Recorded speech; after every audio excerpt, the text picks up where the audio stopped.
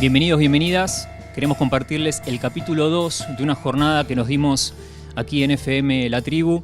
Este capítulo lleva por título Patagonia contra la servidumbre voluntaria. El invitado en este capítulo es Néstor Daffinotti, que además de ser médico y cirujano, es nieto de un dirigente patagónico fusilado en 1921.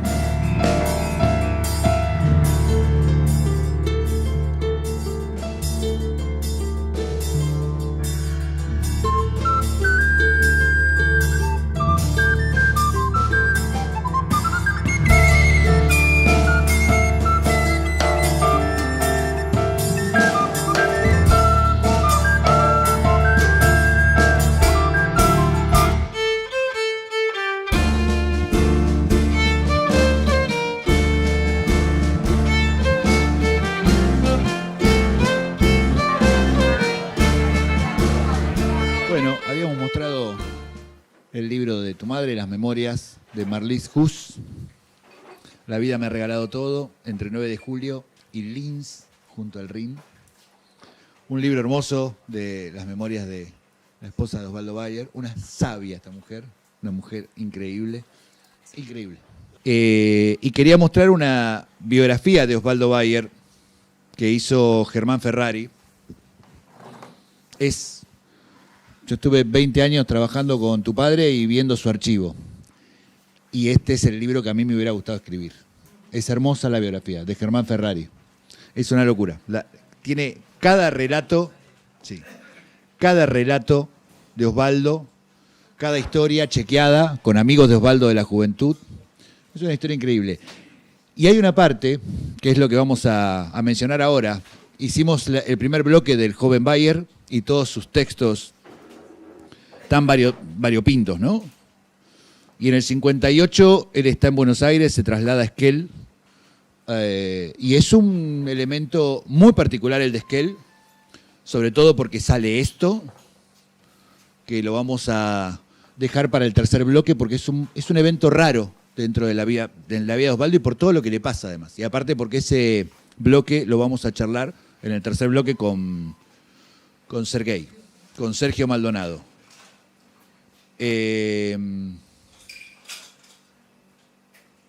Osvaldo, cuando vuelve de Esquel, luego de los problemas que tiene en Esquel, tiene un prestigio nacional, gracias a García Lupo, que es el que difunde los conflictos que él tiene en Esquel. Los problemas con la gendarmería, la cárcel en Esquel, la acusación de doble tentativa de homicidio que le hacen en Esquel, lo acusan de doble tentativa de homicidio a Osvaldo.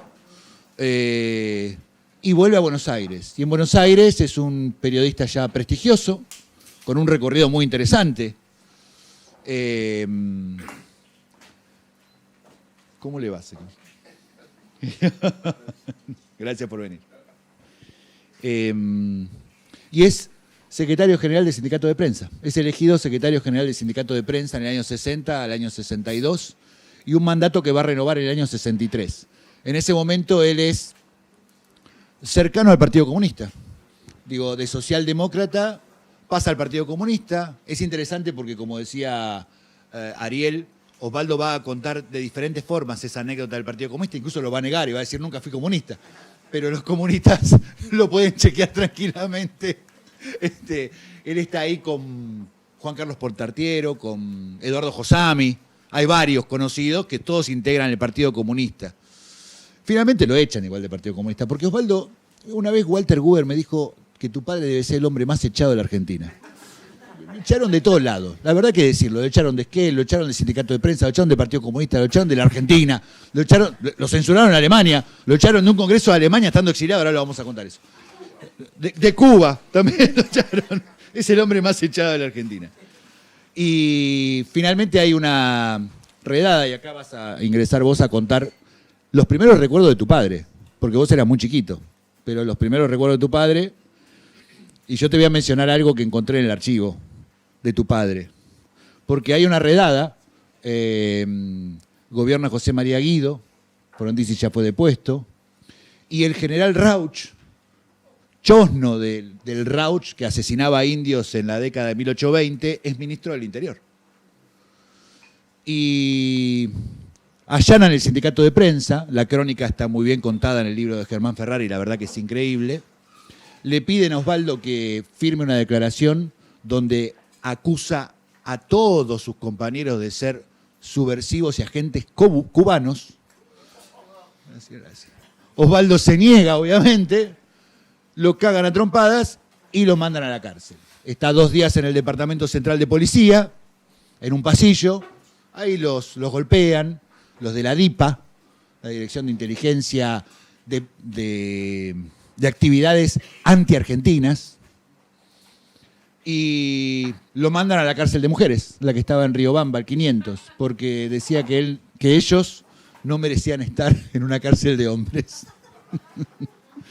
Y Fernández, que es un periodista de Clarín, lo va a visitar. Se publica la lista de personas detenidas en el diario en ese momento. Y encontramos esto en el archivo Osvaldo. ¿Lo conocés? ¿Conocés la letra de tu papá? Dice, de Osvaldo Bayer, cárcel de Riobamba, pabellón 3, 30 de abril de 1963. Estimado Fernández, el amigo de Clarín.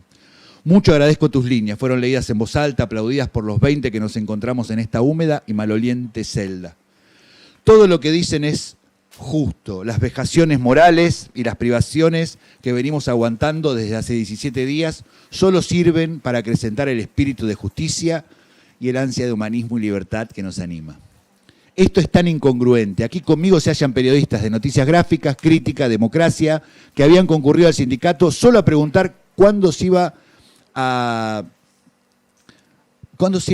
a recuperar sus fuentes de trabajo, y otros que fueron a comprar abonos al Cineclub. Cayeron todos. Incluso cayó uno que estaba mirando, pero el apellido era tan raro que a la policía le pareció como un agente ruso judío y se lo llevaron.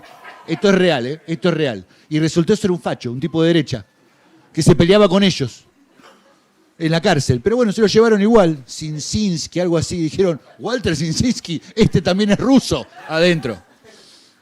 Fui testigo presencial de la infamia creada contra nuestra institución. Tuve que acompañarlos a toda la jauría policial en el allanamiento.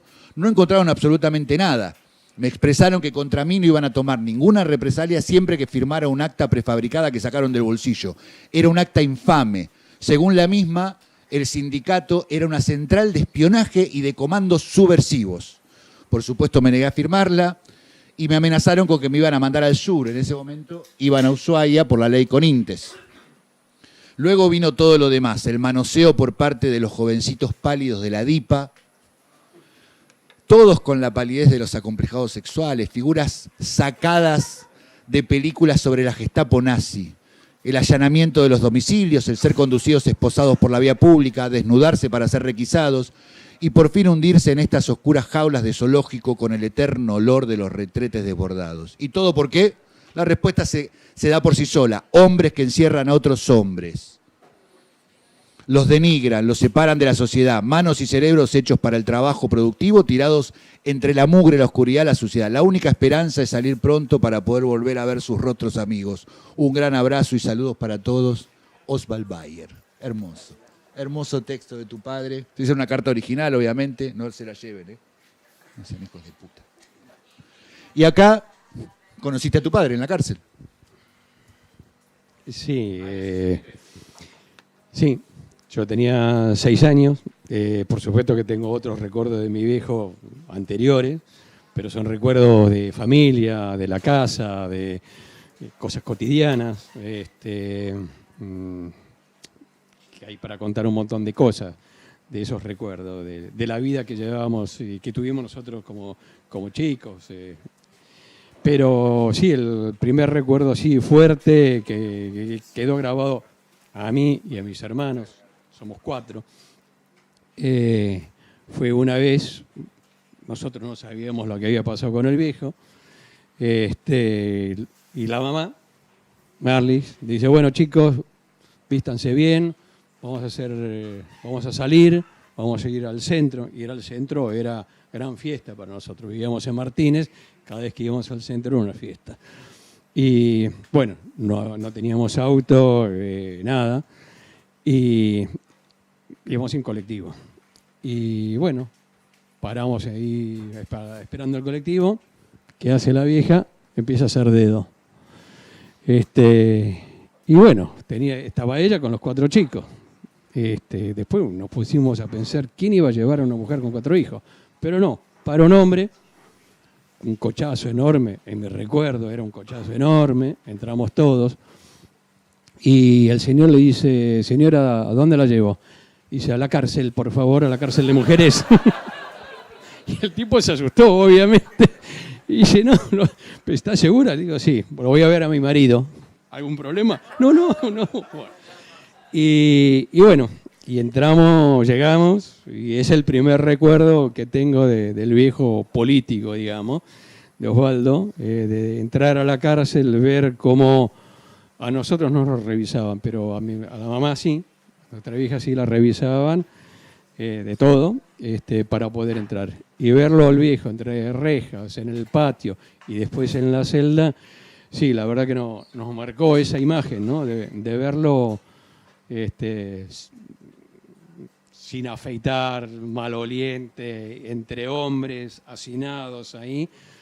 Y bueno, y es donde Marley, mi mamá, lo que contaste hace un rato, ella dice, yo no sabía cuándo lo iban a soltar. Pasaban los días, pasaban las semanas, no se lo soltaban y no tenía ningún ingreso la hija. Dice, ¿qué hago ahora para vivir con 4 hijos? Y alquiló la habitación de ellos, la matrimonial, se la alquiló a un hombre que trabajaba en la embajada suiza, que se hizo un excelente amigo y pagaba en francos suizos. Es decir, que hizo buen negocio la vieja, con el viejo en la cárcel. Yo pensaba siempre el hombre más echado es el hombre más insistente, ¿no? Es decir, es el más echado porque es el que nunca desiste.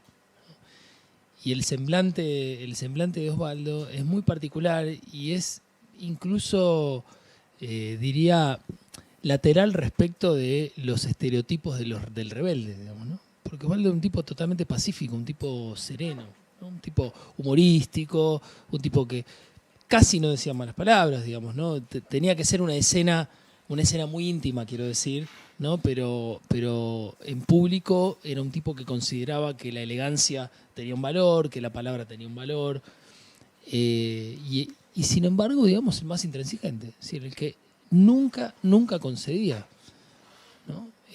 Incluso en los lugares incómodos donde había cercanos o pseudo compañeros que, bueno, con los que podía chocar, y no tenía problema tampoco en chocar con ellos, ¿no? Ahí están los del Partido Comunista que lo terminan persiguiendo a los tiros, digamos, ¿no? Cuando se va, digo, porque, claro, Bruno dijo, negó el Partido Comunista, se fue, lo echaron, pero hubo tiros en el medio.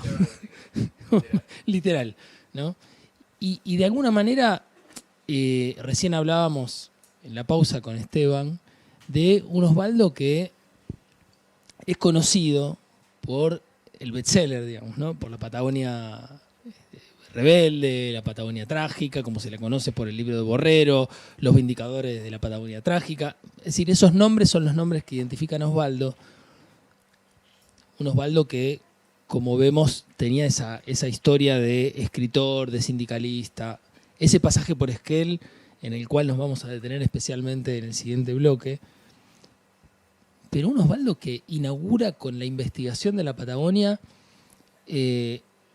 por lo menos 2 cosas, ¿no?, que se me ocurren a mí y por supuesto abiertas a compartir ahora con ustedes. Un método, ¿no? Es decir, un método, un viajero que insistentemente va y toma por igual documentos y testimonios de las personas que todavía seguían vivas, es decir, él entrevista, ¿no?, a víctimas, entrevista a victimarios, interpela. Por un lado es ese Osvaldo que, como dijo Cristian Ferrer en una de las presentaciones que hicimos de La Chispa, que fue muy hermosa y que por eso publicamos un libro después con esa presentación. No se crean que con todo lo que hacemos publicamos un libro, pero más o menos con Horacio González y con Cristian. Y Cristian dijo, todos esos años Osvaldo viajando a la Patagonia sin beca, ¿no? Y entonces, por un lado, el insistente viajero que va a buscar una verdad, va a inventar una verdad, porque la historia argentina no tenía, digamos, entre sus posibilidades esa verdad. Y además un Osvaldo que interpela moralmente a los protagonistas, los interpela en términos existenciales. Y además él se pregunta cómo puede ser. Esto lo dice Horacio de una manera muy, muy linda en uno de los libros que publicamos con la Biblioteca Nacional de Osvaldo.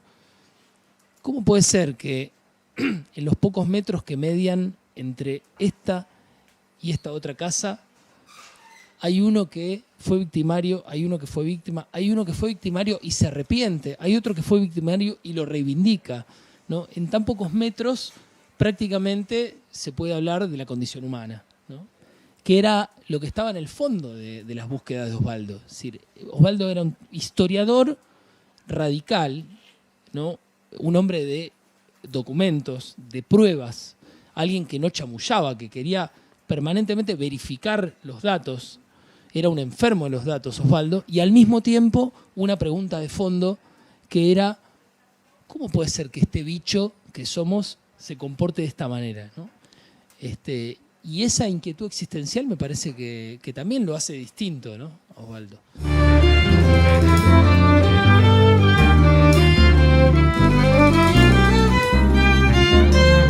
Bueno, definitivamente, ¿cuál fue el propósito cuando comencé la investigación? Investigar las condiciones de trabajo de esas pionadas y las condiciones de trabajo en la Patagonia en ese tiempo, principalmente en Santa Cruz, en la cría de la oveja, eran realmente esclavizantes. Y esto no lo digo yo, lo dice el propio comandante Varela cuando va a la primera huelga patagónica y señala en sus partes oficiales que están en los archivos militares las condiciones de miseria en que están viviendo y lo justo de sus reclamaciones. Bueno, acá tenemos un testimonio que me parece que es fundamental y que además es un honor tenerlo. Bueno, el honor en primer lugar es mío de compartir este momento y este lugar. Me lleva a años mozos en los que habitualmente teníamos encuentros de esta naturaleza.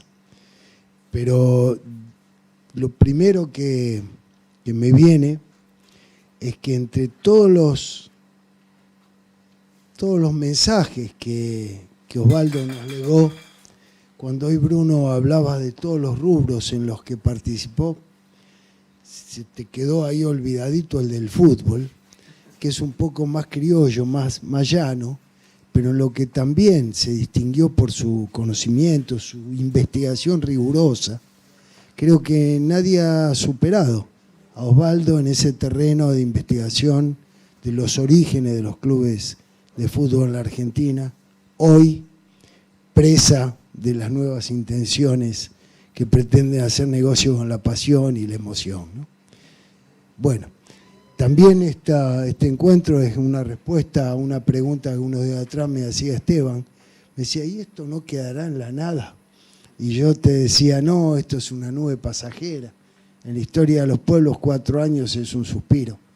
Y bueno, esta presencia acá, creo, Esteban, que está además que está multiplicada por millones, que creemos que esto es una nube pasajera. Y que lo importante de esto que estamos recordando tiene que ver con lo que viene. Es decir, si no es meramente un recuerdo, mientras que esto, además de un recuerdo, tiene que ser un camino claro hacia donde debemos acompañarnos unos a otros. No tengo ningún mérito propio para estar sentado acá. Eso de que algún gen anda dando vuelta por ahí es muy biológico, pero no hace al individuo algún gen que nace derecho o torcido. También quisiera destacar que miraba recién la Patagonia trágica de Borrero y fue el elemento con el que yo me crié.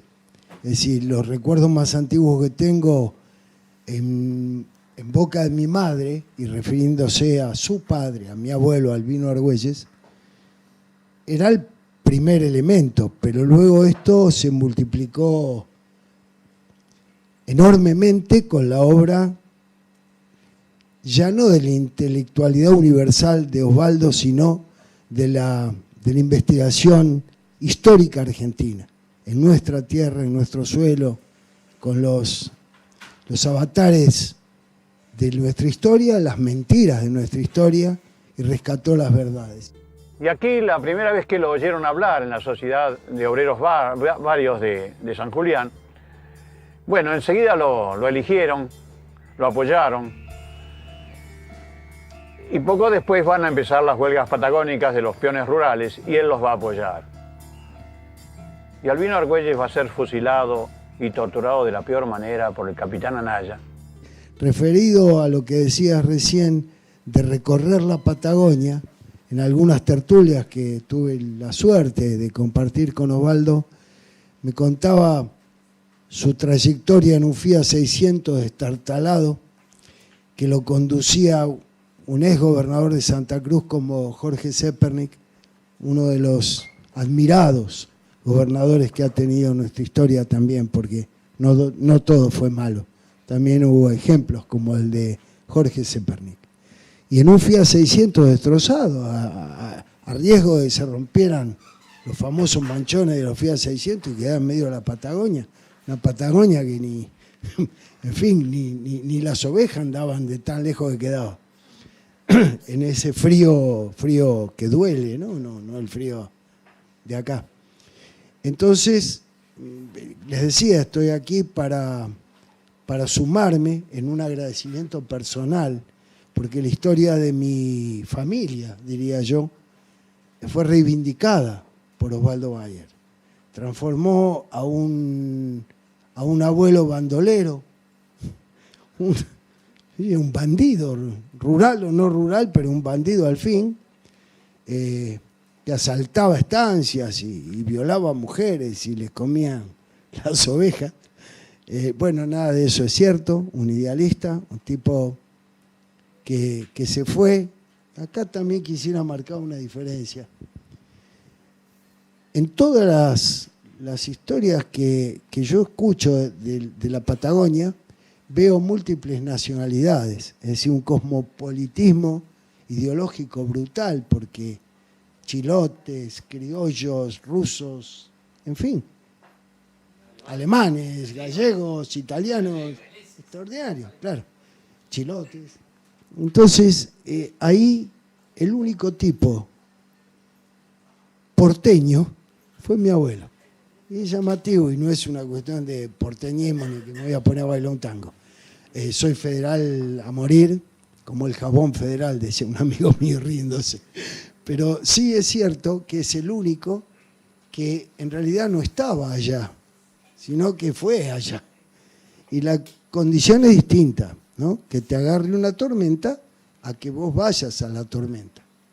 Esa condición creo lo distingue un poco a mi abuelo Albino de otros dirigentes con tanta o mayores agallas que mi abuelo, que los respeto, los admiro, y con un antecedente de formación ideológica que no era tan de un obrero sometido. Era un muchacho joven, muy jovencito, pero que venía con una ideología formada desde los centros que del límite Parque de los Patricios de Pompeya había reuniones de gente socialista, en todo caso, que terminaron algunos en lo que fue la corriente del Valle Berlucea, que fue, diría yo, el primer esbozo del comunismo en la Argentina, del Partido Comunista, los que decidieron dar pelea y los que no, que terminaron con las balas de la lengua y nada más que eso, ¿no?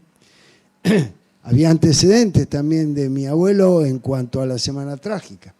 Era un herrero trabajador de la metalúrgica de los Bacena, que es donde se genera la Semana de enero del 19, que lo transforma a este abuelo, lo transformó en un perseguido.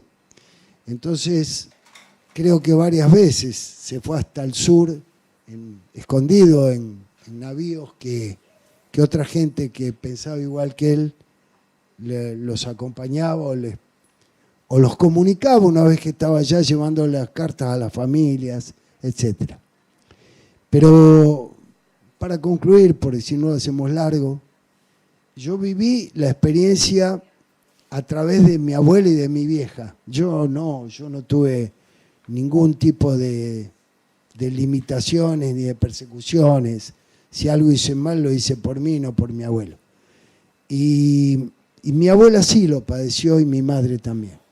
Es decir, la persecución social, el estigma, algo habrá hecho, a quién habrá matado.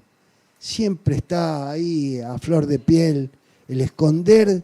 Me parece que inclusive mi madre en el Parque de los Patricios era un poco escondida, porque era la hija de un anarquista. Hoy parece una pavada, pero decir anarquista en aquellos años era muy violento. Y entonces había como una discriminación de una criatura de 6, 8 años, ¿no?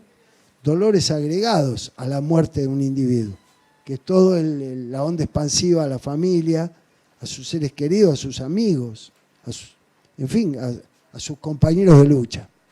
Así que yo no tengo mucho más para decir que mi abuelo fue uno de los tantos rescatados por Osvaldo Bayer.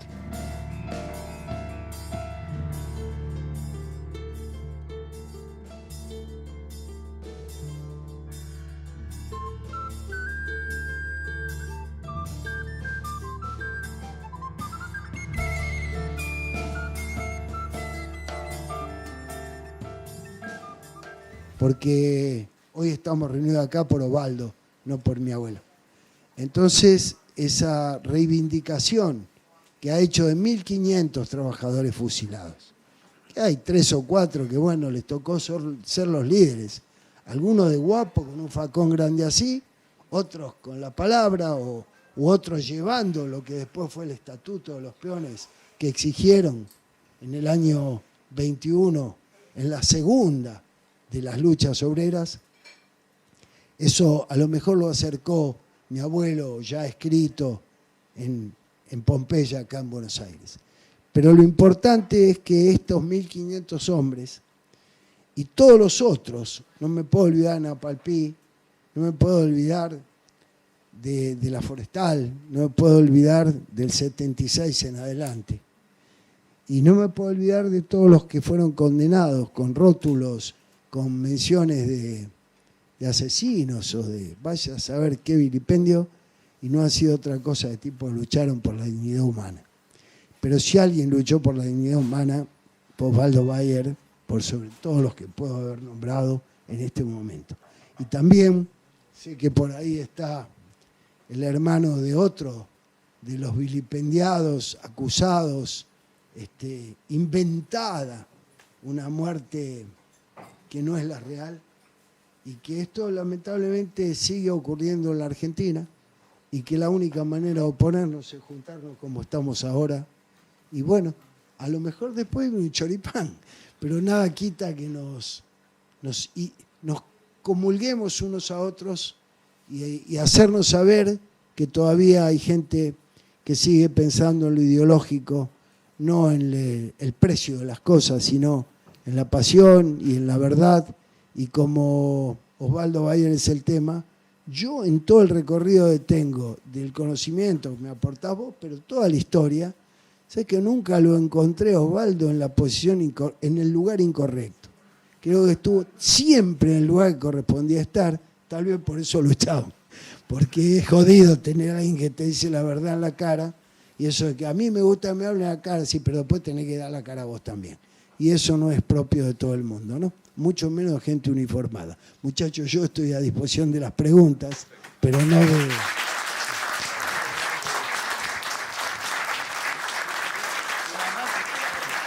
de... Quiero un pequeño detalle, que no es un detalle menor. Y uno habla de la Patagonia Rebelde, se acuerda de los libros de Osvaldo, de la película, que se acaban de cumplir 50 años de su estreno, todo eso. Y cree que es una cosa histórica que pasó. Y no, yo quiero reivindicar que es un tema de suma actualidad, y que Néstor, por suerte, nos acompaña y es uno de los protagonistas de esta etapa, que es una querella para que se declaren esos fusilamientos delitos de lesa humanidad. Y hay una querella presentada ante la justicia en la Fiscalía de Caleta Olivia, en la tierra de Facón Grande, y acompañada por varios familiares de fusilados, entre ellos Néstor, y gracias a él y de otros parientes y descendientes de fusilados estamos llevando adelante ese juicio, ahora un poco congelado, pero bueno, tenemos confianza de que esto va a seguir. O sea, no es un tema de la historia, del pasado, sino que tiene que ver con nuestra realidad y con esta sociedad que se debe una respuesta a esos crímenes que se cometieron hace casi más de 100 años.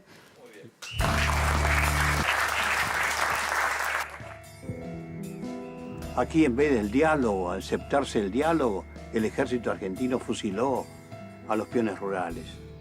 Si la Asamblea había mandado a sus representantes para conversar con el representante del ejército argentino, con el capitán Viñas Ibarra, ¿y por qué entonces los fusilamientos? ¿Por qué no se entró en el diálogo? Si se sabía muy bien que los obreros tenían muy pocas armas. No, se prefirió detenerlos, pegarles, humillarlos y después fusilarlos. Aquí murieron las esperanzas. Aquí murió esa palabra tan hermosa de la convivencia, de aquellos principios del filósofo Kant, la paz eterna. Los hombres tienen que lograr la paz eterna, si no, no hay futuro.